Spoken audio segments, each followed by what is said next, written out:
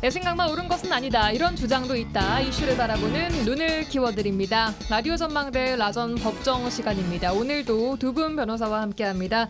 이결아 송하진 변호사 어서 오십시오. 네, 안녕하세요. 예, 안녕하세요. 네. 일주일이 참 두 분을 만나는 시간도 되게 좀 빨리 지나간다. 벌써 일주일이 지났어? 이런 생각이 좀 듭니다. 열심히 산 사람은 그렇게 느낄 수 있어요. 시간이 빨리 가는 느낌. 아니, 들으시는 분들도 저 부부 변호사 또 나왔어. 벌써 나왔어. 그러니까요. 이렇게 또 시간이 너무 자주 나온다. 징글징글하다고. 일주일에 한 번인데. 일주일에 한 번입니다. 아니 그런데 갑자기 난데없는 아, 마스크를 또 착용하고 마스크맨이 오셨어요. 되셨네요. 여기 제가 오늘은 감기에 좀 걸려서 마스크를 쓰고 방송을 해야 될 것 같아요. 그래도 보다 더 또박또박하고 큰 소리로 열심히 잘 해보겠습니다. 알겠습니다. 요즘 네. 독감 유행이라고 하는데 독감은 아니시죠? 네, 아닐 겁니다. 아마 아니겠죠 뭐. 아니 근데 뭐 괜찮아요. 약 먹고 괜찮아졌는데 그래요. 다른 사람들한테 옮기지 않으려고 이렇게 아하. 마스크를 쓰고 있는 거니까 너무 아유, 또 크게 이렇게. 걱정하지 마십시오. 또 배려해 우리 송 변호사님. 네, 네. 배려야 했고. 예, 이 변호사님도 한 주간 잘 보내셨습니까? 네, 어떻게 뭐. 같은 댁에 사시는데 뭐 댁에서도 마스크 하고 계셔야 되는 거 아니에요? 그렇죠. 그렇죠. 워낙 가깝지 않은 사이라서. 에이, 또 예. 무슨 말씀을 같이 있는 그렇게 시간이 별로 없기 때문에 마스크 뭐 같이 굳이- 사무실도 쓰시면서 그렇지만 예, 서로 또 각자 이제 바쁘게 움직이다 보니까요. 그 네. 빨리 사적인 나으시길 공간- 바라겠습니다. 예, 네, 네. 쾌유를 빕니다. 네. 네. 예. 자, 오늘 화제의 판결 바로 들어가 보도록 하겠습니다. 오늘 화제의 판결에서는 노동단체, 장애인단체와 같은 이익단체, 사회단체에서 집회와 시위라는 방식으로 입장을 내고 있는데요. 이 과정에서 발생할 수 있는 문제에 대해서 좀 살펴볼까 합니다. 자, 그제도 전국 장애인 철폐 연대에서는 출근길 지하철 탑승 시위가 있었는데요. 이 지하철 지연 운행에 대한 논란 오래전부터 좀 있어 왔습니다. 꾸준히 나왔어요, 이게. 네. 예, 맞습니다. 이제 줄여서 이제 전장연이라고 많이 하는데요. 이 전장연은 2021년 경부터 이제 2021년 12월 3일이 국제 장애인의 날이라고 해요. 12월 3일이 매년. 이때부터 이제 출근길 지하철 탑승 시위를 시작한 것으로 알려졌습니다. 이제 이 방식이 이제 뭐 휠체어를 출입문에 끼워 가지고 열차 운행을 지연시키는 방식으로 이루어졌는데요. 예. 전장현이 꾸준히 요구하는 것이 뭐냐면 뭐 저상버스를 도입해라, 지하철역에 엘리베이터를 설치해서 이런 어떤 장애인의 권리에 대한 권리를 이제 증진시킬 예. 수 있는 예산을 편성해 달라라는 요구를 이제 지속적으로 해오고 있습니다.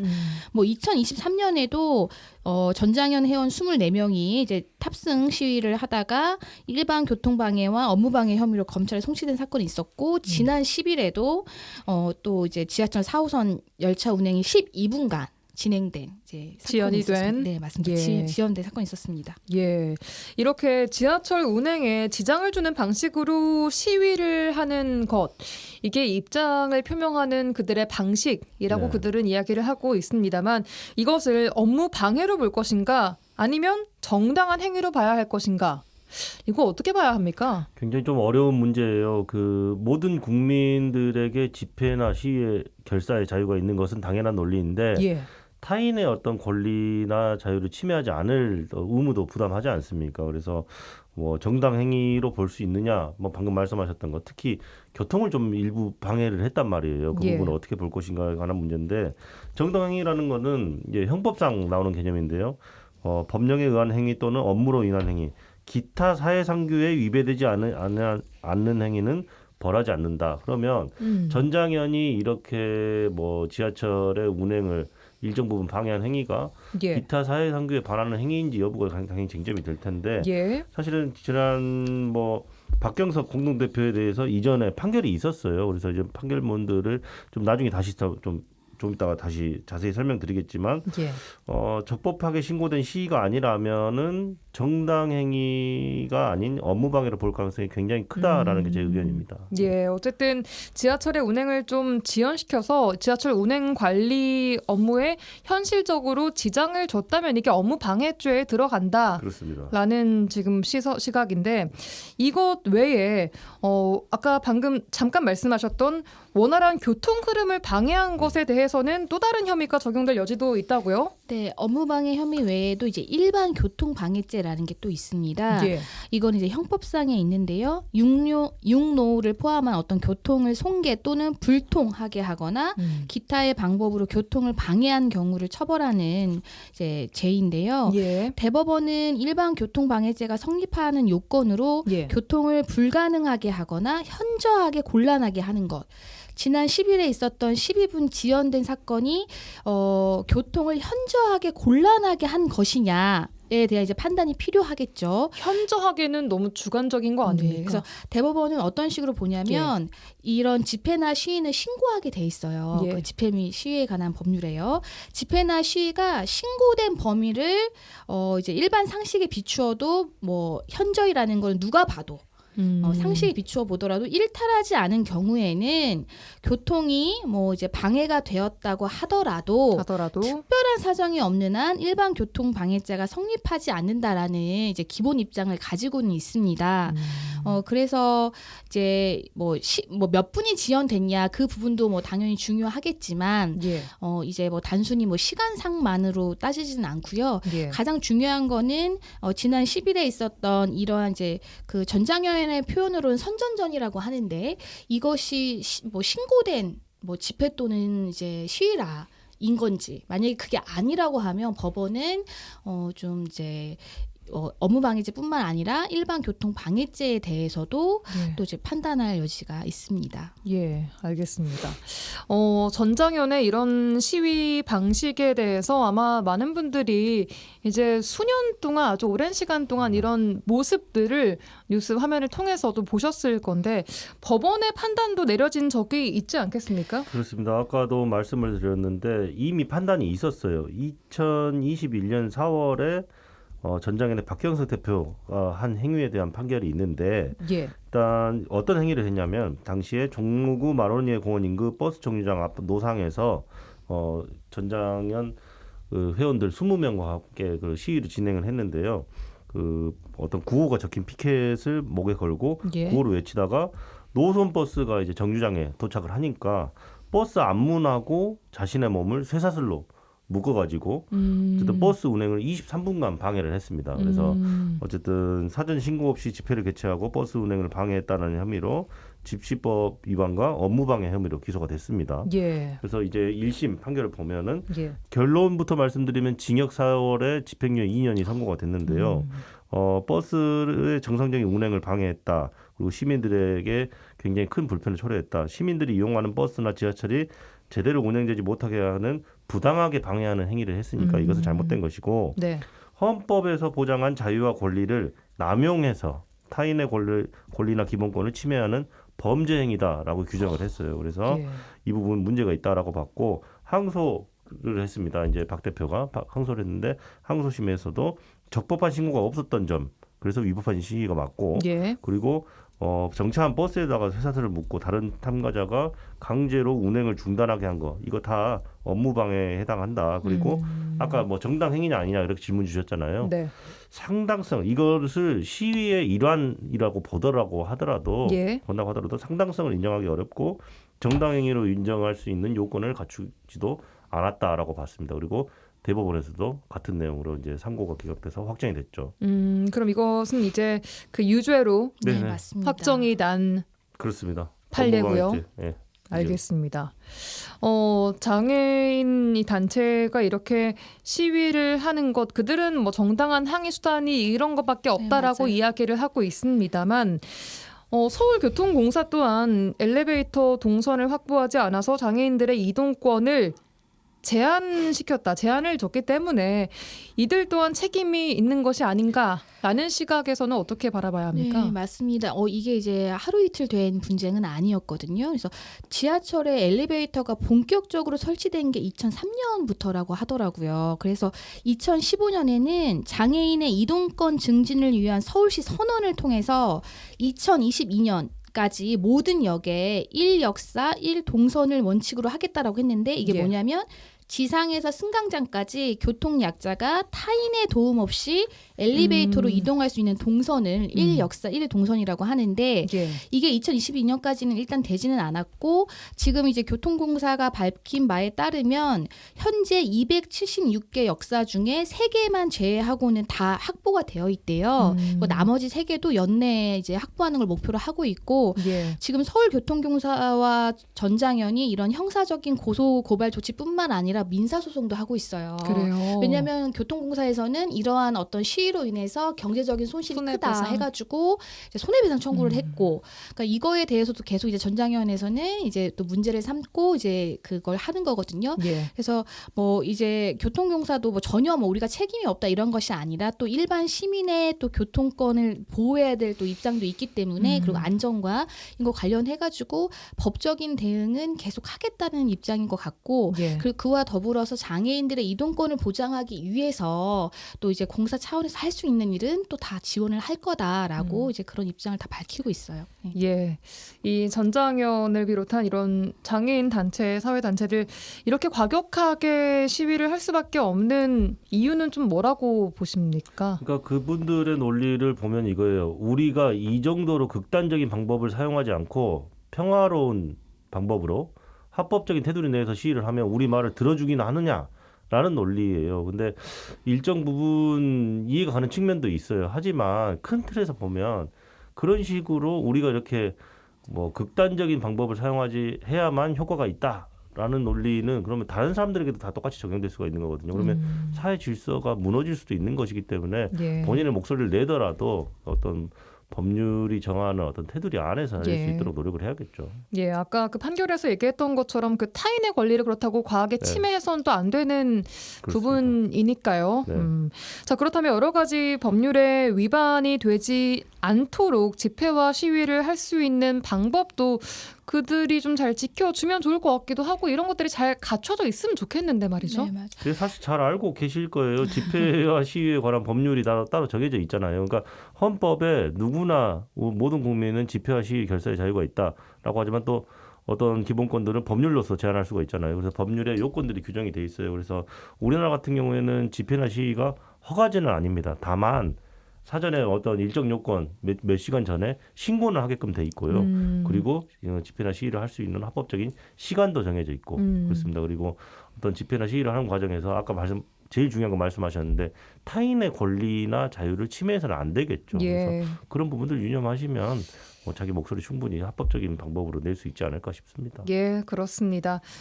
계속 얘기가 나오는데 이 공익적인 목적이 있고 또 정당한 꼭 항의 수단이라고 하더라도 타인의 권리가 과하게 침해됐을 경우에는 위법이 될 수 있기 때문에 또 이런 부분들 우리가 또 한번 이야기를 나눠봤습니다. 자, 여기까지 정리를 하고요. 광고 듣고 와서 주제 토크로 넘어가도록 하겠습니다. 라디오 전망대의 수요일 코너 라전법정 함께하고 있습니다. 이결아 송하진 부부변호사와 함께하고 있고요. 자, 오늘 주제 토크. 지난주 이 시간에 저희가 대장동 민간업자들에 대한 1심 판결에 대한 이야기를 좀 막 복잡하다 하면서 얘기를 다 나눠봤습니다. 그런데 그러고 나서 그 이후에 정치권에서 그 후폭풍이 그때보다 더 세게 지금 불고 있는 것 같아요. 검찰이 이 1심에 대한 항소를 포기했는데 이게 윗선에 부당한 지시가 있었다라면서 정진우 서울중앙지검장이 사퇴하는 일이 일어났고요. 정치권에서는 다시 탄핵이라는 단어까지 등장을 하고 있습니다. 이 검찰의 항소 포기 어제 저희가 정치토론 시간에서 또 정치권의 이야기들을 좀 들어봤고요. 오늘은 두 변호사님들과 함께 이 문제 법률적으로 좀 짚어보도록 하겠습니다. 이것도 보고 계시면서 많은 생각들을 하시고 또 네. 법조인들 또 사이에서도 이런저런 얘기들이 많이 나올 것 같아요. 그렇습니다. 어떻게 생각을 하시는지 좀 여쭙기 전에 이 지금 반발이 나오기까지 검찰 내부 반발이 나오기까지의 과정에 대해서 간략하게 어제도 잠깐 짚긴 했지만 또 변호사의 시선에서 정리를 좀 해주시면 좋을 것 같습니다. 일단은 이제 대장동 수사 공판팀을 이끈 강백신 검사가 이제 이 항소가 되지 않은 이후에 이제 폭로를 좀 했죠. 그래서 예. 일단은 이 강 검사가 밝힌 내용을 중심으로 좀 정리를 해보면 2025년 10월 31일에 대장동 사건에 대한 1심 선고가 있었습니다. 그래서 이제 피고인들은 알려진 바와 같이 전원 항소를 했어요. 그래서 피고인과 마찬가지로 검찰도 2025년 11월 7일 자정 0시까지 항소 기한이 있었습니다. 예. 그래서 11월 3일경에 이제 뭐 강 검사 주장은 대장동 수사팀하고 공판팀은 모두 이거는 만장일치로 항소 제기를 해야 된다라는 의견이 취합됐다고 합니다. 뭐 물론 이견이 있어요.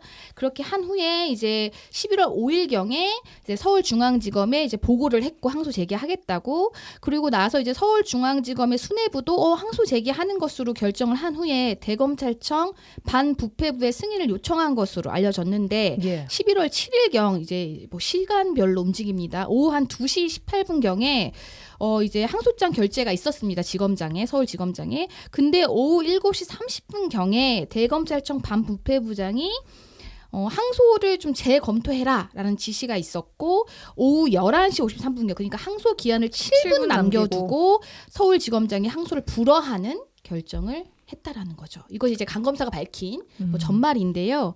그래서 이제 가장 논란이 되는 것은 이게 뭐 유죄가 선고됐지만 워낙 혐의가 많았기 때문에 이 피고인 5명 중에 이제 뭐 무죄가 나온 것들이 있어요. 그래서 이거에 대해서 더 이상 다툴 수 없게 되었다는 거. 그리고 지금 또 많이 논란이 되는 그 뭐 추징금.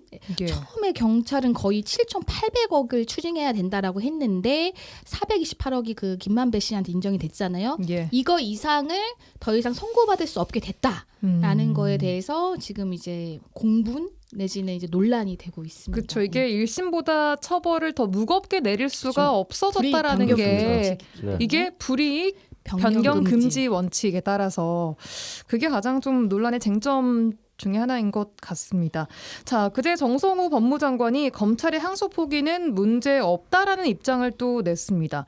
이 정성호 장관의 입장 구체적으로 어떤 걸 의미하는 걸까요? 우선 법무부 장관의 입장은 이렇습니다. 원칙적으로 이게 성공한 수사였고 또 성공한 재판이었다고 생각한다라고 하면서 몇 가지 이유를 들었어요. 예. 첫 번째로는 통상적인 기준으로 봤을 때 검찰의 구형보다도 2사람은 최소한 더 많은 형이 선고됐고 나머지 검찰의 항소 기준인 양형 기준을 초과한 형을 다 선고를 받았으니까 재판 결과도 검찰의 입장에서 보더라도 만족스러운 건 아니냐라는 이야기고, 예. 그리고 1심 판결보다 몰수 및 추징을 더 할 수 없다, 그렇게 돼버린 거 아니냐, 항소를 포기해서, 이런 비판에 대해서도 아니 성남시가 지금 별도의 민사소송을 제기를 해서 민사소송 절차가 진행되고 있고 해당 절차에서 충분히 얼마든지 더 많은 추징을 할 수 있는 상황이다. 그렇게 좀 이야기를 했어요. 여기 보면은 부패 재산의 몰수 및 회복에 관한 특례법이라는 법률이 별도로 따로 있거든요. 네. 그래서 성남시가 지금 이 피고인들에게 별도로 제기한 민사소송 과정에서 얼마든지 더 수익을 환수할 수 있는 이 길이 열려 있다라고 이야기를 한 거고요. 그리고 이재명 대통령과의 연관성에 대해서는 이재명 대통령은 재판은 별개로 진행 중이기 때문에 이것과 직접적인 관련이 없다, 이렇게 선을 그었습니다. 예. 그렇지만 이 정치권은 물론이고 성남시까지 나서서 지금 검찰의 항소 포기 맹비난하고 있는 상황입니다. 자, 말씀하신 이 법무부 장관의 입장은 그렇고, 자, 그렇다면 어떤 경우에 항소를 포기하는지도 좀 알아봤으면 좋겠어요. 이 시간에 다뤘던 순천 청산가리 막걸리 살인 사건 재심에서도 검찰이 항소를 포기한 적이 있었죠. 이게 뭐 이때는 괜찮고 또 이때는 안 되고 뭐 이런 기준들이 있습니까? 항소 포기에 대한? 뭐 일반적으로 검사는 당연히 이제 피고인에게 죄가 있다고 해서 재판에 세운 사람인데 무죄가 선고되면 네. 당연히 항소를 해야 되는 것이 이제 원칙이라고는 하는데요. 뭐 이제 말씀하셨던 순천 청산가리 사건 같은 경우 이제 재심 사건이잖아요. 예. 재심 사건 같은 경우에서는 뭐 이례적으로 이제 검사들이 먼저 무죄를 구형하는 사건들도 있잖아요. 그래서 그건 좀 다른 사안이고, 보통 이제 대검찰청의 예규가 있습니다. 그래서 여기 보면 항소 기준에 만약에 이제 이제 내가 뭐 예를 들어서 징역형을 구형을 했는데 그냥 이제 판사가 벌금형을 했다. 그러니까 형 종이 달라지잖아요. 형의 종류가. 예. 그러는 경우에는 이제 항소를 좀 하는 것이. 예. 그리고 유기징역형은 이제 형량에 대한 기준도 좀 세부적으로 있는데 아까 말씀드린 대로 선고 형량이 구형의 범위를 벗어난 경우에는 원칙적으로는 항소를 한다. 다만 이 구형 범위를 벗어났다고 하더라도 형량의 범위 내에 있고 그리고 선고 형량과 구형량의 차이가 이제 구형 범위의 폭보다 크지 않은 경우에는 뭐 별도 조치 없이 항소하지 않을 수 있다. 그러니까 좀 재량이 있다라고 규정이 되어 있습니다. 그리고 뭐 이와 같은 원칙 이외에도 뭐 양형 기준의 내용, 그다음에 판결문에 이제 설시된 이유 등을 종합적으로 검토해서 예. 이 예규상의 항소 기준을 따르는 것이 구체적인 타당성에 비추어 적절하지 않다고 판단되는 경우에는 또 달리 항소 여부를 결정할 수 있다라고 되어 있기 때문에 이제 당연히 원칙이나 기준은 있으나 네. 이제 그 공소를 유지하는 검사가 스스로 판단하에 항소 여부를 결정할 수 있도록 되어 있죠. 예. 그래서 그러니까 어렵게 생각하지 마시고요. 그냥 검찰의 재량입니다. 재량. 그렇게 생각하시면 돼요. 뭐 말을 엄청 뭐 휘황찬란하게 어렵게 했는데 예. 검찰 재량입니다. 재량. 근데 이 항소를 안 했을 때 얻게 되는 검찰의 이익은 뭡니까? 항소를 포기했을 때. 사실은 근데 검찰이 뭐 무조건 사람을 때려잡고 뭐 구속시키고 이런 조직이 아니라요. 실체적 진실을 밝혀서 사회 정의를 밝히는 조직이잖아요. 그래서 네. 항소를 안 하면 뭐 어떤 실익이 있냐. 사실 좀 애매한 발언일 수도 있으니까 애매한 질문일 수도 있는 게 항소를 하지 않는 것이 사회적 정의에 부합한다고 생각이 되면 안 할 수도 있는 것이죠. 뭐 예를 들어서 피해자가 있는 사건인데 피해가 뭐 상당히 회복이 됐고 피해자가 더 이상 처벌을 원하지 않아요. 그러면은 이제 검사 입장에서는 굳이 이 사람에 대해서 어느 정도 형량이 이제 그런 것들이 가만히 돼서 형량이 선고가 됐잖아요. 네. 근데 뭐 내가 구형한 것보다 많이 못 미치면 당연히 하겠지만 그 예. 범위 내에 있다고 하면 항소하지 않는 것이죠. 근데 그동안이 오히려 검찰의 기계적인 항소, 무조건 항소를 네. 하는 것에 대한 또 비판이 있어 왔다고요? 그렇죠. 실무상 이제 검찰이 본인들의 구미에 맞지 않게끔 판결이 나오면 아주 무조건적으로 기계적으로 그냥 항소를 해버리는 그런 사례들도 굉장히 많았어요. 그러니까 예. 그 이재명 대통령도 지난번에 한번 지적을 했었는데 예. 1심에서 어렵게 그러니까 억울하게 기소를 당해서 어렵게 무죄 판결을 받았는데 예. 검찰은 기계적으로 항소를 하고 또 상고를 하고 그래서 결국에 시간이 뭐 5년 10년 이렇게 지나고 다 이겼는데 사실은 그동안에 법률 비용, 변호사 비용 지출하고 시간은 시간대로 본인의 늘어지고 무고함을 뭐 이제 입증하기 위한 시간은 다 가고 그러니까 남는 것은 뭐 패가망신한 것밖에 없다 이렇게 되는 경우들도 많았다라고 하니까 네. 그런 부분들에 대해서 비판이 계속 이어져 왔던 것이죠. 예. 실무에서도 이렇게 검찰이 항소를 포기하는 경우 두 분 많이 좀 보십니까? 어때요? 종종 있습니다. 그러니까 사실은 그런 질문들을 많이 받는데 예측하기가 너무 힘들어요. 저희 그래요. 입장에서도 그러니까 제가 이제 피고인의 변론을 했는데 무죄가 나왔다 그러면 예. 99% 항소를 하겠구나라고 생각을 하고 있었는데도 항소를 안 하는 경우도 경우도. 있고요. 그리고 너무나도 좀 뭐 예를 들어서 뭐 적절하게 형이 나온 것 같다 아니면은 너무 세게 나왔다라고 생각하는 사건에 대해서도 항소를 하는 경우도 있고 그래서 좀 종잡을 수가 없고 좀 그러니까 예측 가능성이라고 하죠. 그래서 예. 예측 가능성이 변호사들조차도 100% 예측하기가 굉장히 힘든 그런 상황입니다. 예. 그런데 아까 잠깐 말씀드렸던 순천 청산가리 막걸리 살인 사건 재심 말고도 또 항소를 포기한 사례들 좀 어떤 것들이 있었습니까? 이른바 황제노역 사건이라고 좀 예. 시간은 지난 사건인데 기억하시는 분들 있을지 모르겠는데 예. 허재호 전 대주그룹 회장이 2007년에 예. 508억 원 규모의 세금을 탈루하고 회사 돈 약 100억 원을 횡령한 혐의로 재판에 넘겨졌었는데요. 예. 당시 1심에서 징역 3년에 집행유예 5년 그리고 벌금 508억 원을 선고를 받았어요. 근데 이때 당시에 이제 검찰은 이거에 대해서 항소하지 않았습니다. 예. 그래서 이제 피고인인 허 전 회장만 항소를 했고요. 2심에서 징역 2년 6월에 집행유예 4년으로 감형이 됐고 벌금도 거의 절반이 줄었습니다. 254억으로 선고가 됐고 예. 이때 1위를 이제 계산해 주는 게 있거든요. 뭘 이제, 계산해줘요? 벌금을 내는 대신에 그 이제 노역장에 유치되는 거 그걸 5억으로 계산해서 하루에 이제 몸값을 이른바 몸값을 5억으로 계산. 이 황제 노역 사건 같은 경우에도 검찰은 항소를 하지 않았었습니다. 그래서 그때도 좀 뭔가 재벌가를 봐주게 한 거 아니냐. 그때 이제 그런 말들이 있었고 가장 최근에는 이제 이수진 더불어민주당 의원 사건 같은 경우에도 이제 금품을 수수한 혐의, 그러니까 정치자금법 위반 혐의로 이제 기소가 돼서 오랜 시간 재판을 받아왔었는데 네. 이제 무죄가 선고됐어요. 이 사건 이제 라임 사태와 관련된 사건인데, 그래서 이거는 항소하지 않았습니다. 그렇군요. 어쨌든 이 검찰이든 이 피의자든 항소를 할 수가 있는 건데 포기하는 경우들도 이렇게 말씀하신 대로 네. 있습니다. 네. 자, 이런 상황에서 항소를 다시 할 수 있는 방법은 전혀 없는 겁니까? 그렇죠. 항소하지 않고 판결이 확정돼 버리면 예. 당연히 항소를 할 수가 없는 것이고요. 예. 그리고 이제 극단적인 경우 뭐 재심하는 것들 봤잖아요. 그러니까 확정이 됐는데도 불구하고 재심 청구를 하는 건 항소하고 다른 개념이에요. 그래서 어쨌든 항소 기한 지나면 항소할 수 없습니다. 예. 그렇게 간단하게 생각하시면 됩니다. 알겠습니다. 그럼 반대로 검찰이 항소를 했다가 기각되는 경우들도 좀 있습니까?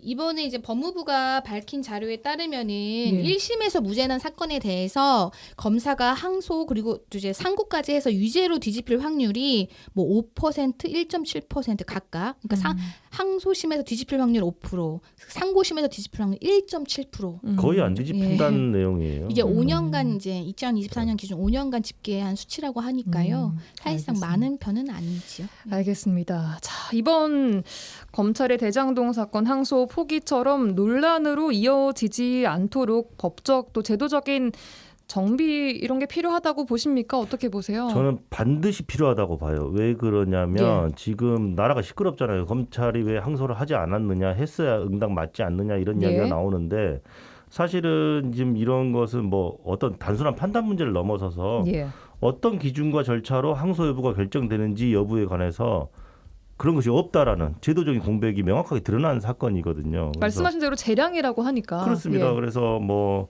수사팀과 지휘부의 의견 충돌이 지금 밖으로 이미 드러났잖아요. 그러니까 되게 꼴사나운 경우예요. 그리고 왜 항소를 포기했는지 근거가 명확하게 설명되지 않다 보니까 국민적 불신도 커지고 있습니다. 그리고 이번에 항소 포기한 것뿐만 아니라 지난번에 그 윤석열 대통령의 구속 취소 결정이 있었을 때도 즉시 항고를 포기했단 말이에요. 검찰총장이 나서서. 그러니까 그때도 왜 어떤 이유로 즉시 항고를 하지 않는지 사실은 그때도 사상 초유의 사태였거든요. 구속기간을 날로 계산하다가 갑자기 시간으로 계산해야 된다는 그런 이야기가 나왔는데도 항고를 하지 않았다. 굉장히 좀 국민들 입장에서는 이런 일이 자꾸 반복되니까 도대체 항소는 어떤 기준으로 하는 거고 어쩔 때는 안 하는 건지 가이드라인이 있어야 되지 않느냐라는 이야기가 나오는 거고 그래서 이런 논란을 막기 위해서는 앞으로 그 검찰 내부에서 항소에 대한 판단 기준과 절차를 보다 명확하게 규정을 하고 또 수사팀이라든지 공판팀이라든지 의견이 투명하게 반영되는 그런 절차들을 좀 마련을 해야 될 것 같고요. 이런 것들을 좀 기록하는 절차도 좀 있어야 될 것 같아요. 기록하는 절차요? 누구가 어떤 의견을 냈고 어떤 의견을 내서 어떻게 뭐 토의가 이루어지고 결국 어떤 과정을 거쳐서 이렇게 결정이 내려졌다. 이런 것들. 그래서 추후에라도 어떤 책임을 물을 수 있게끔 제도적인 장치들을 마련하는 것이 좋겠죠. 그래서 뭐 항소는 재량이다. 아까 말씀을 그렇게 드렸는데 굉장히 슬픈 이야기고 재량이란 말 뒤에 숨기보다는 좀 과정을 뭔가 좀 투명하게 공개하고 책임 주체를 명확하게 하는 거 그것이 반드시 좀 선행돼야 되지 않겠느냐라는 생각입니다. 알겠습니다. 두 분 맨날 이렇게 여쭤보면은 밥을 피해 가시긴 하는데 두 분 개인적인 생각은 또 어떻습니까? 항소 포기에 대해서 이번 항소 포기요. 예. 국민들께서 판단하시겠죠. 또 오늘도 피해 가시는 법조인으로서의 이 중립을 지키려는. 그렇습니다. 알겠습니다. 혹시 이 변호사님 추가로 하실 말씀은 없어요. 알겠습니다. 오늘 이쯤에서 그러면은 마무리를 하도록 하겠습니다. 라전법정 오늘도 이결아 송하진 변호사 두 분과 함께했습니다. 오늘 말씀 고맙습니다. 네, 감사합니다.